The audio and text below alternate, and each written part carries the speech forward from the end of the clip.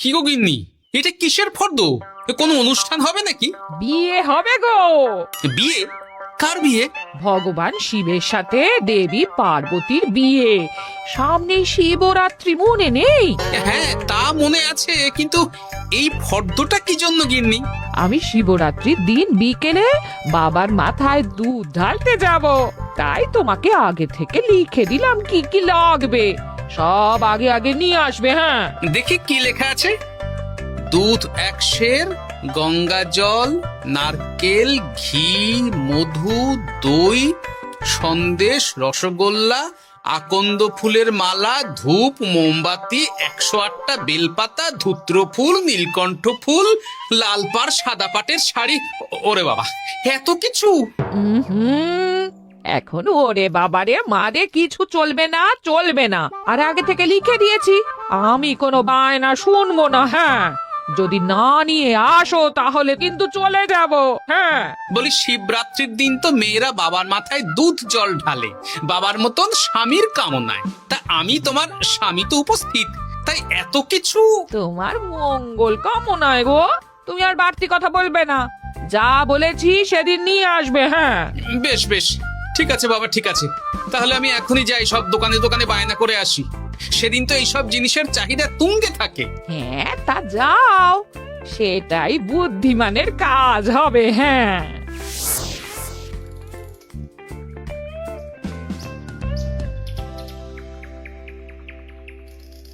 আরে এই তো পুটির বাবা, সকালে রাজসভায় গিয়েছিলে কিন্তু তেমন কোনো কথা হলো না। হ্যাঁ গোপাল দাদা, এখন কি যে করি।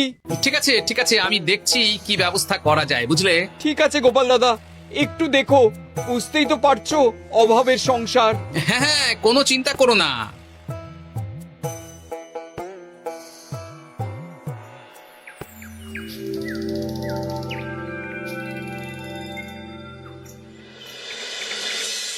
আচ্ছা, আজ তাহলে শিবরাত্রির আয়োজন নিয়ে আলোচনা হোক। মহারাজ, এসব নিয়ে আপনি চিন্তা করবেন কেন? আরে আমার মতন একজন মন্ত্রী থাকতে আপনার মাথা ঘামানোর কোনো দরকারই নেই। না না মহারাজ, একদম মন্ত্রী মশাইকে দায়িত্ব দেবেন না। উনি প্রত্যেকবার দায়িত্ব নিয়ে সব তালগোল করে দেন, আর সব শেষে বলেন আমার ভুল হয়ে গেছে, আমাকে ছেড়ে দিন। এই গোপাল, গোপাল, একদম বাজে কথা বলবে না। আমি এখন ভালো হয়ে গেছি। ভালো না কালো? মহারাজ মহারাজ, আপনি আমাকে দায়িত্ব দিন, আমি সব সামলে দেব। সব কাজ সবাই মিলে করলেই তো ভালো। পুজো পাঠের দায়িত্ব আমার, বাকি আমি জানি না। সে ঠিক আছে, কিন্তু পুজোর জোগাড় অনেক দায়িত্ব, সব হিসেব করে কেনাকাটা করতে হয়। সবচেয়ে বড় ব্যাপার, তার জন্য সৎ হতে হয়। আমি কি অসৎ নাকি? আমি সব দায়িত্ব নেব। না, আমি নেব। আমি নেব। আমি। আহ, চুপ চুপ, একদম চুপ। গোপাল দায়িত্ব নেবে না মন্ত্রী, সেটা তো বিচার করতে হবে। কিভাবে বিচার করবেন মহারাজ? হ্যাঁ, একটা বুদ্ধির পরীক্ষা নেওয়া হবে। আমি এখন গোপালের চেয়ে অনেক বুদ্ধিমান হয়ে গেছি। তাহলে তো ভালো, তুমি গোপালের বুদ্ধির পরীক্ষা নাও। যদি গোপাল জিতে যায় তাহলে গোপালই দায়িত্ব পাবে, নইলে তুমি। ঠিক আছে, আমি এক্ষুনি প্রশ্ন করছি। হ্যাঁ হ্যাঁ, করুন করুন। হ্যাঁ, এমন কি জিনিস যা তুমি যতই খাও পেট ভরবে না? বাবা, মন্ত্রী কি প্রশ্ন করলে! গোপাল, বলো বলো বলো। এবার জমবে মজা। বেশ, তাহলে বলি। হ্যাঁ, বলো বলো। উত্তর হলো বাতাস। যতই খাও পেট ভরে না। গোপালের কি বুদ্ধি! ও মন্ত্রী মশাই, এই গোপাল তো প্রথম দানেই বাজিমাত করে দিল। হ্যাঁ, প্রথমটা তো সহজ ছিল। ঠিক আছে, এতই যদি বুদ্ধিমান হও তাহলে আরেকটা পরীক্ষা দাও। হ্যাঁ মন্ত্রী, বলো। এবার আপনারা একটু অপেক্ষা করুন, আমি আসছি।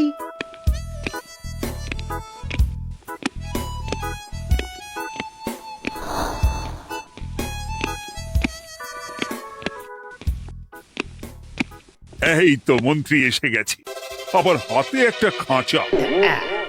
এই নাও গোপাল, এই খাঁচায় একটি অদৃশ্য মুরগি আছে। তুমি যদি বুদ্ধিমান হও তবে এর মাংস রান্না করে আজ নৈশভোজে মহারাজকে খাওয়াতে হবে। যদি না পারো, দায়িত্বের দও পাবে না। বেশ, তাহলে দিন, আমি রাতেই আসছি, রান্না করে নিয়ে আসছি। আপনারাও সবাই হাজির থাকবেন কিন্তু।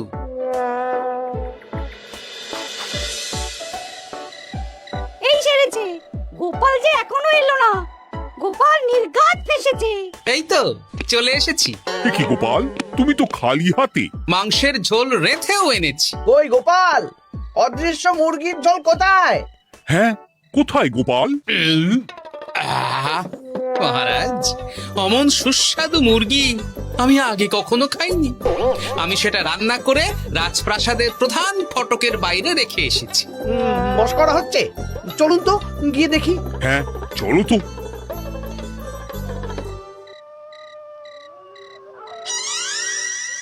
এ কি, এখানে তো কিছুই নেই, আমি তো দেখতে পাচ্ছি না। কই, আমরা তো কেউ কিছু দেখতেই পাচ্ছি না।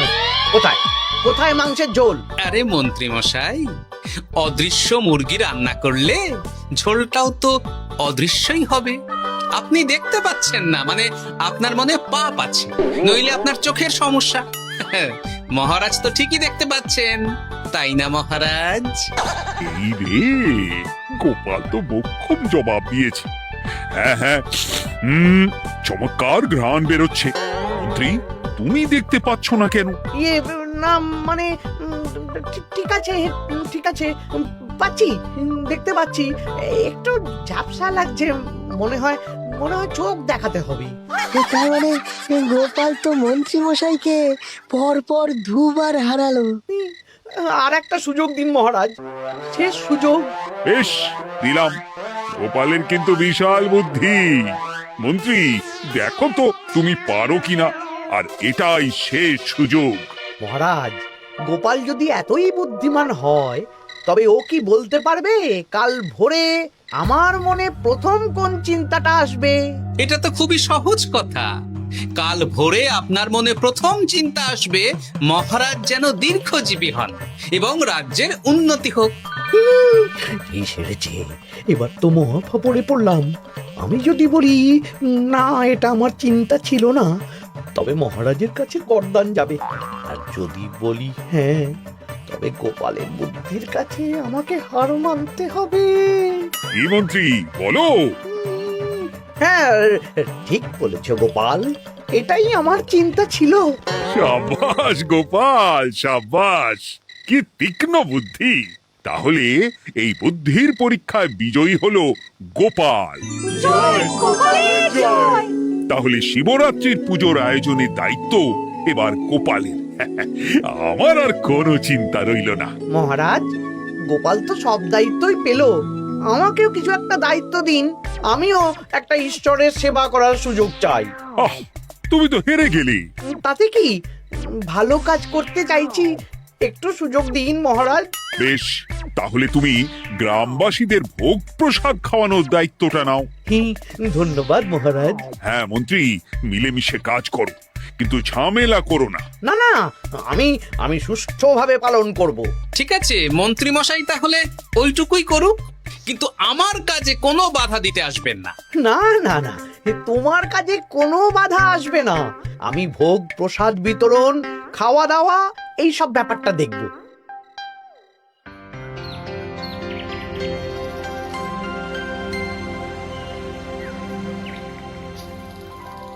বলুন মন্ত্রীমশাই, সকাল সকাল ডেকে পাঠালেন। শোন বটা ঘটা, এবারে শিবরাত্রি উপলক্ষে যে ভোগ প্রসাদ জনগণের উদ্দেশ্যে বিতরণ হবে, তার পুরো দায়িত্বই আমার। তাতে কি, মহারাজ আয়োজন করেন আর সব রাজ্যবাসী বিনামূল্যে খেয়ে যান। সেই প্রথা এতদিন চালু ছিল, কিন্তু এবার একটু অন্যরকম হবে। কিরকম কিরকম? তোরা দুজন আমার নাম করে সব গরিব প্রজাদের কাছ থেকে ভোগ খাওয়ার জন্য চাঁদা তুলবি। শিব পুজোয় চাঁদা? হ্যাঁ দাদা, না মানে ঘটা, খুব সামান্য। বাড়ি আর দোকানগুলোয় যাবি আর মাথা পিছু 1 আনা করে তুলবি, কেমন? বেশ, তারপর বলবি ঢালাও খাওয়ানো হবে, এলাহি আয়োজন। আচ্ছা ঠিক আছে। তবে ভুল করেও কোনো রাজসভাসদদের বাড়ি থেকে বা মান্যিগণ্যি লোকের বাড়ি থেকে এই চাঁদা তুলিস না যেন। না না, বুঝতে পেরেছি, তুলবো না। বলবি সারা রাত পুজো হবে, পরের দিন সকালে হবে প্রসাদ বিতরণ। কেমন?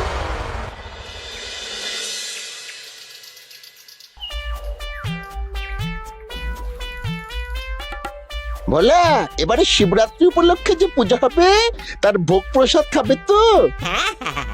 নিশ্চয়ই নিশ্চয়ই। এবারে সব দায়িত্ব মন্ত্রী মশাইয়ের, এলাহি আয়োজন। তা তোমাদের বাড়িতে কতজন সদস্য? আমি আর আমার গিন্নি দুজন।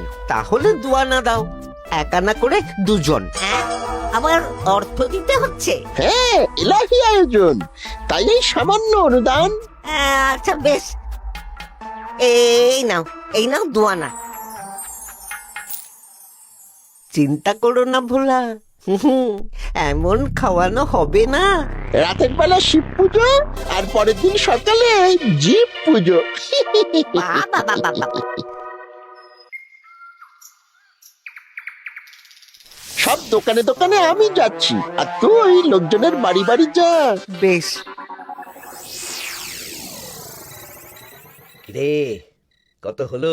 অনেক হয়েছে মন্ত্রী মশাই, এই দেখুন। বাবা বাবা বাবা, এক আনা করে নিয়েই তো থলে ভরে গেছে। হ্যাঁ, এবার হবে মাছের তেলে মাছ ভাজা। মহারাজও ভোগের আয়োজনের জন্য আজকে মোহর দিয়ে দিয়েছেন। তার মানে তো আপনার মুনাফাই মুনাফা, লাভই লাভ। আমাদেরকেও কিছু দিন। দেব দেব, এখনো কাজ বাকি আছে।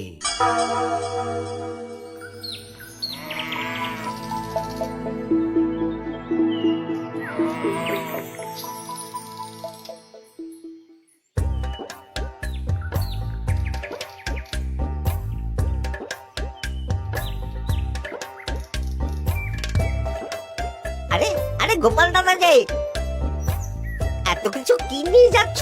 এই তো শিবরাত্রির পুজো উপলক্ষে দশকর্মার বাজার রাজবাড়ি নিয়ে যাচ্ছি। এবারে তো এলাহি ভোগের আয়োজন, রাতের বেলা শিব পুজো আর পরের দিন সকালে নাকি জীব পুজো। মন্ত্রী মশাই দায়িত্ব নিয়ে খাওয়াচ্ছেন। না না, খাওয়ার আয়োজন তো এমন কিছু নয়। আমি যতদূর জানি ওই খিচুড়ি, আলুর দম, ছেঁচড়া, পায়েস, চাটনি আর একটা করে মিষ্টি। আর যতদূর জানি এই ভোগ খাবার জন্য সব গ্রামবাসী থেকে মাথা পিছু এক আনা করে নিয়েছেন। হ্যাঁ, ভোগের প্রসাদ তো বিনামূল্যে। মন্ত্রীমশাই এক আনা করে মাথা পিছু নিয়েছেন? হ্যাঁ গো, এরকম তো কথা ছিল না। আচ্ছা আচ্ছা, আমি দেখছি কি করা যায়। দেখছি আমি দেখছি।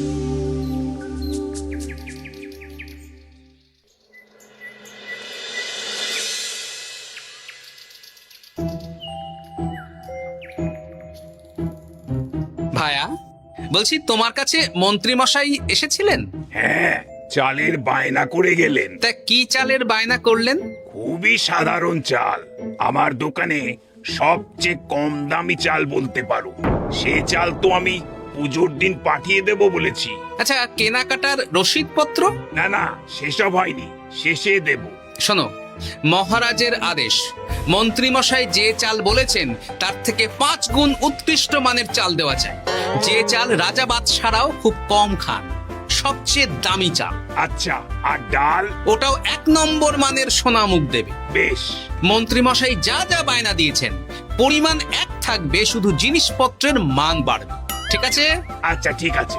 আর একথা মন্ত্রীমশাইকে জানানোর দরকার নেই, শুধু মোহরটা ওনার কাছ থেকে আদায় করে নিন।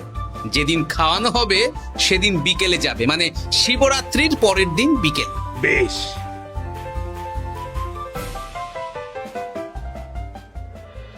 নাও ধরো গিন্নি, যা যা বলেছিলে সব কিনে এনেছি।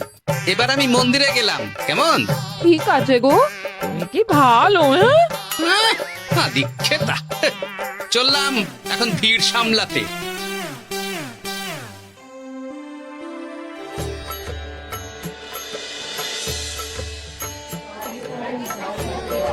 একটু সারিবদ্ধভাবে দাঁড়ান, আপনারও সুযোগ আসবে। বাবা কাউকে ফিরিয়ে দেবে না। দেখো মন্ত্রী, দেখো গোপাল কি সুন্দর ভিড় সামলাচ্ছে। ওকে তো এই জন্যই দায়িত্ব দেওয়া। হ্যাঁ, তাই তো দেখছি। ওম নমঃ শিবায়। হে ভোলানাথ, দেবাদিদেব মহাদেব সকলের কল্যাণ করুন। জয় দেবাদিদেব মহাদেবের জয়। হে ভোলেনাথ মহেশ্বর, মঙ্গল করো বাবা। জয় বাবা ভোলাদেব মহেশ্বরের জয়। তা তোমার শরীর এখন কেমন? এই তো বেশ ভালো আছি। সবই তোমার জন্য। তুমি না সাহায্য করলে ওই ওষুধ আমার পেটেই পড়তো না। না না, আমি তো নিমিত্ত মাত্র, সবই মহাদেবের ইচ্ছে। জয় বাবা মহাদেবের জয়। চলি গো। কাল ভোগ খেতে তাড়াতাড়ি চলে এসো।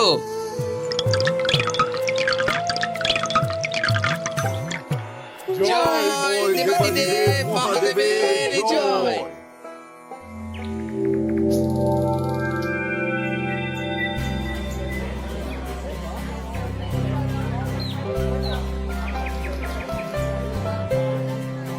সত্যি মন্ত্রী মশাইয়ের ভোগের প্রসাদ পেয়ে মনটা ভরে গেল। কি সুন্দর রান্না, আর খাবারের গুণমান কি ভালো। তার ওপর রসগোল্লা কত বড় বড়। এত বড় রসগোল্লা খাওয়া তো দূর, বাবার জন্মে চোখেও দেখিনি।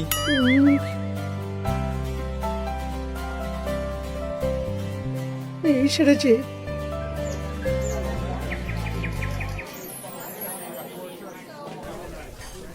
এই যে পাচক ঠাকুর, শোনো। বলুন মন্ত্রী মশাই, আজ আমি খুব খুশি। কেন? আপনি মহান। কেন? মানে আপনি যে চাল পাঠিয়েছেন সে চালে রান্না করা আমার স্বপ্ন ছিল। কি গন্ধ, কি গুণমান, রাজা বাদশাদের চাল বলে কথা। আমি তো খুব সাধারণ মানের চাল দিতে বলেছিলাম, 30 আনা সের মূল্যের চাল। কেন, নবাব বাদশাদের ঘরে এই চালটা থাকে। তাই? কোথা থেকে এলো? কেন, চালের দোকান থেকে এসেছে। মিষ্টিও দারুণ, রসগোল্লা তো নয়, যেন যেন একেবারে বড় বড় রাজভোগ। কি আকার, কি গুণমান, কি স্বাদ। আহা, দেখুন দেখুন দেখুন। বাবা, ভোলা এত বড় রসগোল্লা দিয়েছে। ঠিক আছে, যা হচ্ছে হতে দে। আমি তো চিন্তায় পড়ে গেছি।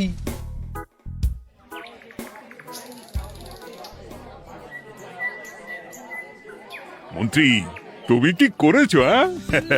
তোমার নামে তো সবাই সুখ্যাতি করছে। না না, এই আর কি। আমি যা অর্থ দিয়েছি এই আয়োজনের জন্য তো তার চেয়ে 5 গুণ বেশি মোহর লাগবে, কিন্তু তুমি কি করে করলে? মন্ত্রীমশাই সত্যিই ভালো হয়ে গেছে। দেখো গোপাল, দেখো মন্ত্রী সত্যি বদলে গেছেন। সবই তো জনগণের সেবার জন্য। কে জানে বাবা, কি গড়বড় হয়ে গেল।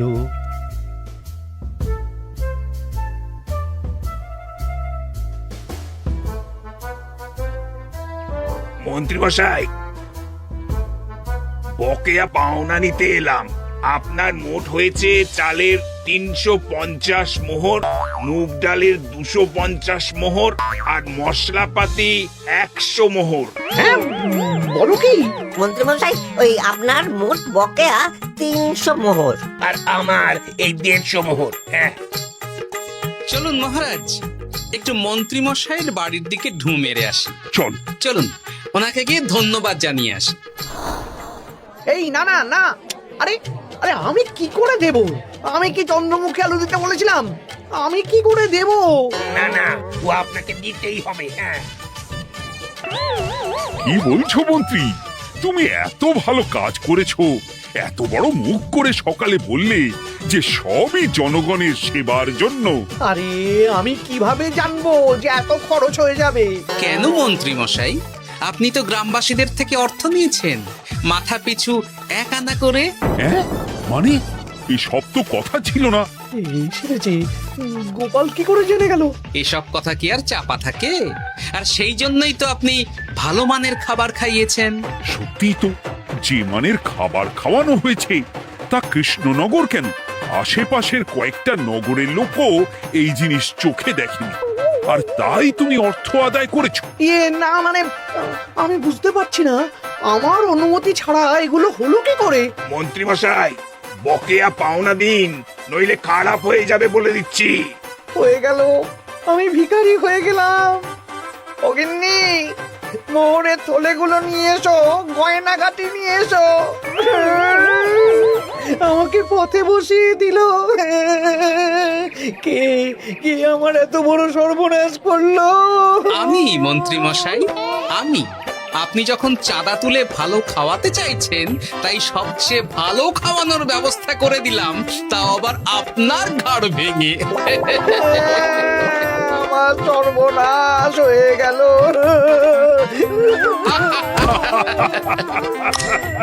জয় মহাদেবের জয়।